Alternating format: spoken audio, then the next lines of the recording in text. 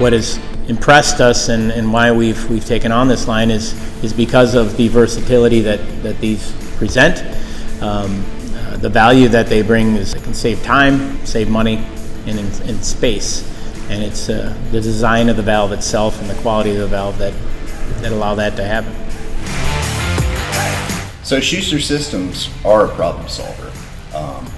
Here in Indiana, we see a lot of lift stations, wet well that does not have a valve bit. And if it doesn't have a valve bit, typically they're using inline check valves that they stack right on top of the base elbows.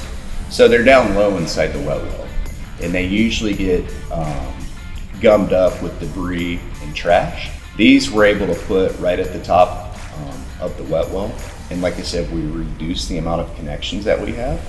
So we're actually saving money by not having to buy more parts and pieces. One was a lift station. We had very little space to work with, and so we were able to use the combo 90-degree check valve. Another scenario was in what we call a flooded suction, which is a lift station that's just underground. It's a big tin can, 20 feet underground. What we found was the current check valve was not operating correctly and allowing flow right? And so it was turning the pump backwards. When that pump started, and it was an 80 horsepower pump, when that pump started, there was so much torque, it snapped the shaft off. We convinced them to replace the valves with your valves, and they perform well, and we haven't heard a single issue in either installation since. The first thing that they say is they like the finish on the valves. They also like the innovative design. It's a design that they haven't seen here in the United States.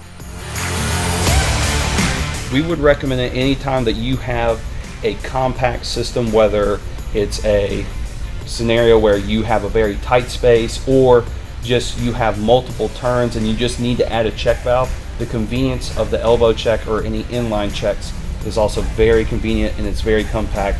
It helps save you space and money. I've really enjoyed this, that it's very specifiable. What I do with a lot of engineer work, you're always pushing to have your spec driven. This valve, there is no other valve like it, and with you driving that spec, you are locking in yourself to making sure that you have no equal products and that this valve will be the only valve specified on the project.